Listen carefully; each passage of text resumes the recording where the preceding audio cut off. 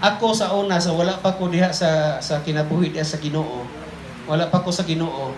Mahilig kay ko mosulod ang mga barhouse, diskohan. Sa sayaw, daghan man yung mga babae nga imura na siyang itibol. Unya, siyempre, imo po nang pagtibol ana, katong beer, mainom na siya. Sir, wala tipo kong beer. So, sa katong beer nga, sa gawas ng tahay, brato kay tag 20 lang. Pag abot na dito, 80 pesos. Siguro ang 50 pesos ana sa iya ha. O sa 30 na sa tagiya. So, mga na, munang na yung mga babae dito. So, mag-disco na nasa bar. Mga na siya. Nga na kinabuhi. Ganahan kayo. Siyempre, kung wala nakas kalibutan, ganahan yung kayo nga nga kinabuhi. Natingala ko sa kongagalingon, sa diyang sige nagsimba kang Pastor Santos, daghang ko'y kwarta to kay ako'y ga-decorate sa stage sa mong GS. Gwapo pagka-decorate, nahimuot to nga mong guidance, gitagaan ko kwarta. Sa putis, ako yun ang gidako-dako kay ginahan ko pinimo pagka-decorate. So pagtanaw na ko, dako na kinasuna, 100. Nako, wala na. Balik yung tanig, nakakusong lingon ba? Musulay kay kung balik na po ng Barbie. Pero nastahanon na ko ato ha. Dugay-dugay naman ko. Sulayan, ginamang ko'y kwarta. Pwede man i-remit sa sawa kay mga kabalo. Ato na. Kanang likod sa Quadrotso, kung nakabante, kanang sira na baron ba? Itong karaan nga Quadrotso, doon sa itong terminal. Ang likod, na ay bar house niya? Unsay pangalan ka? Ha? Oh? Twilight? Di ba? Sulod na mi dito. Wala pa ko kakuan. Ka-order na ko mga kauban. Kigignan ako. Pag-una lang mo dito. Pag-order.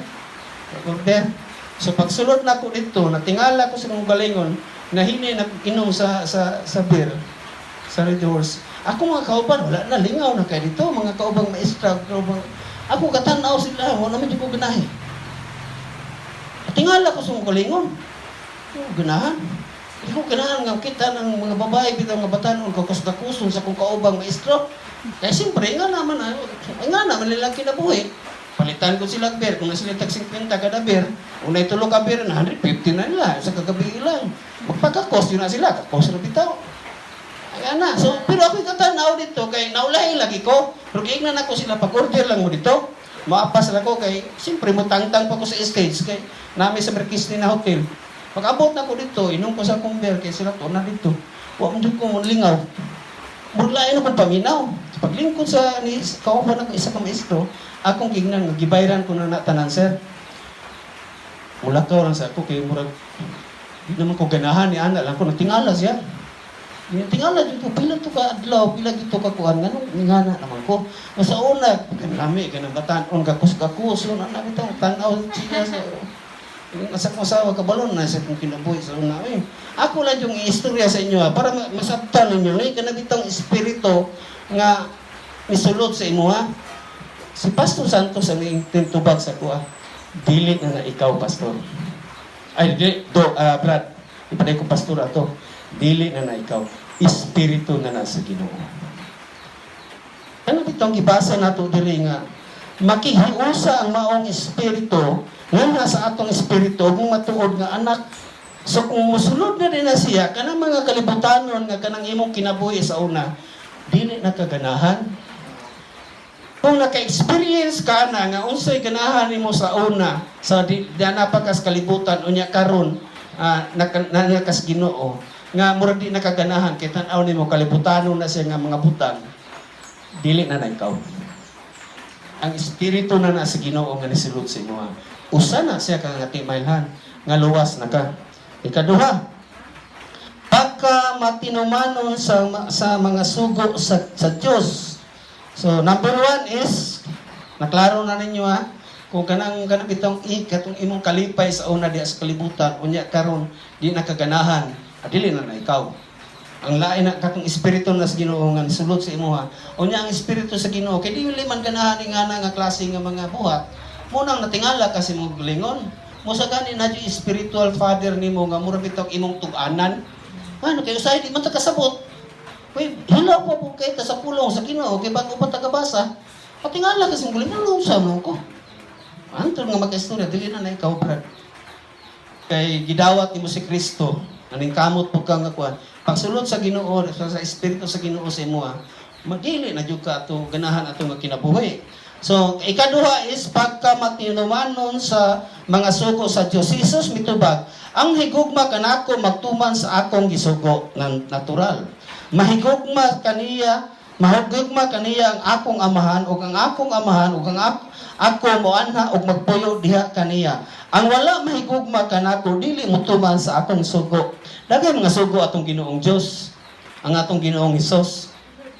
Kung mubitaw nag-ingon nga dili ang panalanginan ang nakadungog kun dili katong kabuhat sa pulong sa Ginoo.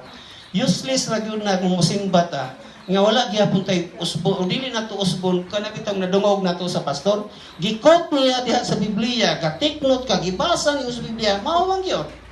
Onya imurang palabyon, amo nang di ka motubo. Matingala ka sa uban imong mga kaigsuonan nga sila nilahutay gyud, nisimba gyud. Daghan na ikaw na backslide.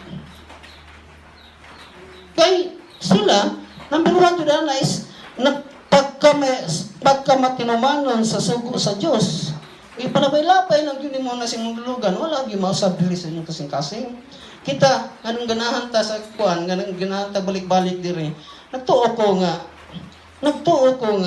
naningkamot yun mo. Nagkanang bitaw, kahimutan ta sa Ginoo. Dili man kita perfecto. Matingala kay ko ng mga bataan na, ingon sila, makasasala. Suswa po mo kailas kung tinabuhi. Kung kanabitawng yawa, mantinga, kung demonyo mo, demonyo mo, gagmay kay nga demonyo, ako dako nga demonyo. Sa una, yawa, yun. Gamay ra kay na yung ipang-ingon, yung bitaw mo nga makasasala. Kaya mo, gagamay ra na yung sala. Akong sala, hilak din akong sawa. Tapos, kabuang na ko sa una. Mapadayon ta, kung maingon kita nga nahiusa, nakita sa Dios apan nagpuyog gihapon dinha sa kangit-kit na makakita og wala magkinabuhi sumala sa kamatuoran. Unsa may timailhan nga kini nga bersikulo kini sa unang Juan 1:6 nga maingon bitaw nga nagpuyo kung maingon kita nga naghiusa kita sa Dios apan nagpuyo gihapon sa kangit-kit nga makakita. Tinuod yun na siya. Lingon ka na Ginoo ko, lituo ko Hesus Kristo, gasimba ka. Pero ang imong binuhatan dili mao. O wala makinabuhi sumala sa kamatuoran. Na unsa may basihanan nimo nga kanabitaw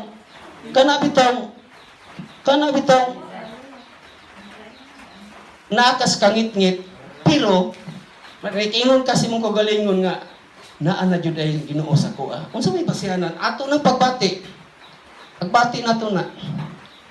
Dili nga iskuta nga pagsulod sa espiritu mausab ta. Matingala kasi mong kagalingon. Pero kinagingon dili ba nga kana bitaw apan kung maingon kita nga nahiusa kita sa Dios apan nagpuyo gihapon dinha sa kangit-ngit na makakita og wala na kinabuhi sumala sa kamatuoran. Unsa may akong pangutana is unsa man imong basihanan nga nagpuyo na ka sa kanang sa Ginoo or kanang kining sa kakit-ngit nga kana bitaw nakabantay ka nga naghapon ko sa kakit-ngit. Na kay basihanan ana. Gisoon lang na to, kay napay lakon si Brad Toto kung na kay konsensya. Ano bitaw nga nang gibuhat ko man to? Ano mo anak na ka ba? Pili na po na ikaw. Kaya sa una, ganahan man ka, mutulog og tao, madagma. Galing, usahay ni mo, ako ning kalutan, dire, kay ngit trabaho niya, natin mo agi, dire. Pag madagma ng tao, magkatawa niyo ka na may. Pero karon kung imo na buhaton, ingon ka, anong gibuhat ko man to? Di mo tumayo. Ikaduhan ni mo na, ikanang pagkatimunumanon sa mga sugo sa Diyos. Timan-ani mo na, kana ganing makonsensya na ka, dili na po na ikaw. Kay kabalo ka, unsa ka kayabag sa una. Unya karon kumubuhat ka sayo, makonsensya naman ka. Ay, Ginoo na. Ikaduhan na siya nga kamatuoran. Ikatulo, gugma ngadto sa tanang tao. Unsaon man nato pag-prove nga nahigugma ta sa ngadto sa tanang tao. Kanang ibuhat ni Sister Joy. Musangyaw kita sa pulong sa Ginoo. Kung gusto kanabitaw nahigugma ka sa mga tao, kay kabalo man kung ka nagisugo ta sa atong Ginoo. Ikaduha, kung ang imong kasing-kasing pareha na sa Ginoo, Gusto gyud nimo nga maluwas ang tao. Kay kabalog yung ka nga unsa ka lisod, unsa ka sakit dito sa impyerno. Hangtod sa hangtod nga kasakit. Kung ingon ang pupulong sa Ginoo, kalayo na siya dito. Halay, iana na imong kamot dito sa kalayo.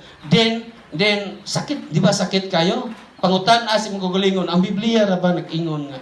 Ang pulong sa Ginoo nag-ingon, mo na akong sakit buntag gabi hangtod sa kahangturan. Pero gugma ang Ginoo. Mo nang naipay mga pastor nga kasangya. Wala pa gyud siya mobalik kay gusto gyud niya nga maluwas ang tao. Muturdok na gyapon atong kinabuhi diri sa kalibutan. Kung kuan ka, kung gadawa-duha pa karon, pinugtiki lang. Kay tinuod yun na, tanan tao, apadyo ko kadungog nga may tao namatay. Isang pag-unsa nimo ka milyonaryo, kung dili ka luwas, ituldo ka na inyong kinabuhi, paghulat sa judgment, dito na kamahilan. Bisan pag-unsaon nimo pag-ampo, bisan pag-unsaon nimo pagdaig ang Ginoo dito sa impierno, wala na gyud. Humana ang pag-judge bitaw kanang ipaingon sa judge, salaan ka sa pasangil sa imuha nga pagpatay, sintensyahan ta kag 40 ka tuig dito sa prisuhan. Wala na. Pag-ingon pagbuna na siya kanang sana kanang iyang murag martilyo, wala na. Ang imo ra yung mabuhat is musaka ka dito sa Court of Appeals. Diya sa kalibutan, diri sa atong diri kay wa may Court of Appeals dito sa Ginoo.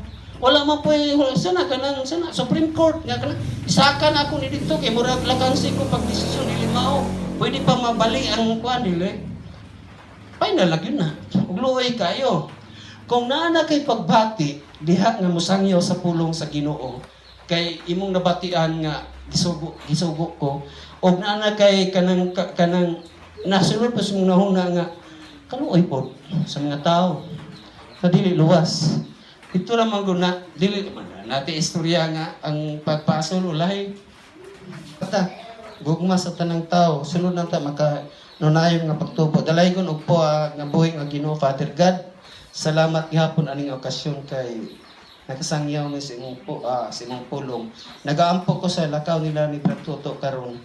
Magasunod ka kanila imong mga anghel maguna sa ilang agianan, paglimpyo para walay dili magsinamok ng yawa, walay disgrasya ang mahitabo kanila. Salamat Ginoo, makabalik sila ani nga lugar sa ilang balay nga ang kalinaw, ang proteksyon nga imong gisaad kanila ilang matagamtaman. Kini tanan nagpasalamat lamang pinaagi sa bugtong anak sa Kristo among ginamluwas. Amen. Amen. Amen. Dalaygon ang Dios.